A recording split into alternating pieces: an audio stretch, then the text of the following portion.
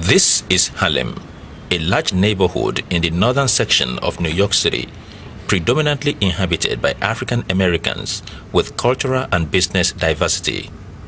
Harlem, which was originally a Dutch village, formerly organized in the late 1650s, was reputed for what was then known as the Harlem Renaissance, which was the outpouring of artistic work with no antecedents in the American black community.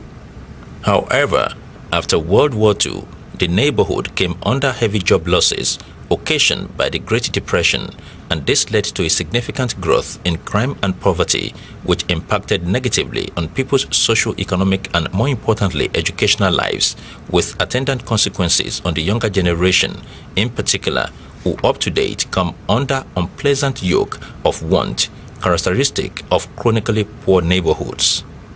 As it is, 65% of children within Harlem Children's Zone are born into poverty. 1/3 of them have asthma. 30% of Harlem Children's Zone middle and high school kids have lost a family member to violence. 20% of the middle and high school kids within the zone have also seen someone being shot, while 54% of the children are born to single mothers. It was therefore with the determination to help these children overcome the barriers of lousy schools, threats of violence, epidemic, substance abuse, unstable homes, and a thick fog of hopelessness prevalent in their neighborhoods that a community-based initiative, Harlem Children's Zone, came on board. We'll take time out to understand them, what's going on, whether or not the day before they were in a homeless shelter and they really didn't have time to do the homework and you're just screaming at them. Just making that connection could go a long way. So I think building relationship with the students is fine. Folks that know and understand what our mission is, I think, is something else. So it's one thing to work at all the other schools and do the bare minimum, but here it takes a different kind of person to work here. You really have to be invested in this community and the students so you could really give your all and your best and understand that there's nothing that we will not do for our students.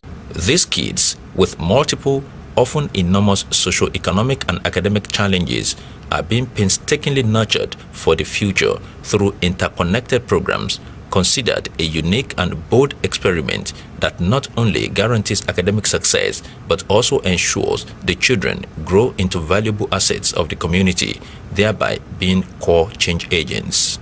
Through the Harlem Children's Zone initiative, a seamless network of free programs that help the entire community of children reach their academic potential at each successive stage of their development, culminating in college graduation, is created. Currently, we have 990 students who are in college, and only 127 of them came from our charter school. So that's what this map here represents. Each student is assigned to a college advisor, which I say plays the role of any nagging parent would do for their middle-class student. So just ensuring that what's your school schedule like? What's the mix between paper classes and problem sets? How's it going with financial aid? Are you getting the extra assistance that you need, right? Because it's one thing to get students to college, but it's very important that we are working closely with the students so that they can persist and make it through college. One other essential element of this community effort is the level of engagement of the students' families from the very start, cultivating long-standing trust with the parents as their kids has been prepared for the future. There is certainly the possibility of truant dispositions on the part of the students in view of the prevailing negativity in their residential neighborhoods. How does the program tackle this? Bullying is probably the #1 way that you get in trouble here, because that's just something that we take and we don't take lightly at all. So we'll have meetings with parents, and then we'll run through the rules and expectations, and then that usually handles it there. We outline everything that is a no in our family handbook.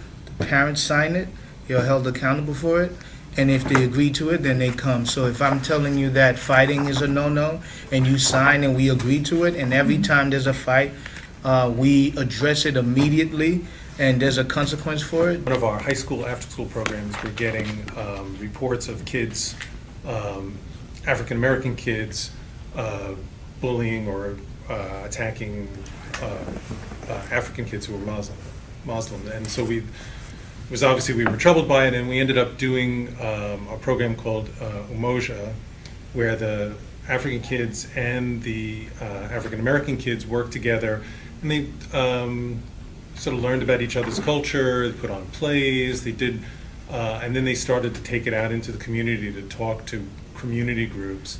So it was a way for not only for the kids to sort of get to know each other, but it was a way for them to sort of spread that knowledge and that understanding. The success of this laudable community effort has made President Barack Obama replicate the Harlem Student Zone model across the U.S. as the hallmark of his anti-poverty efforts.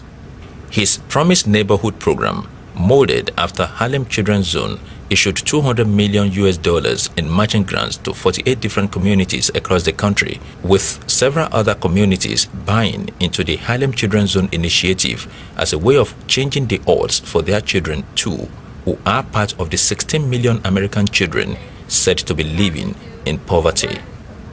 From New York City, Adesina Anidugbe reporting.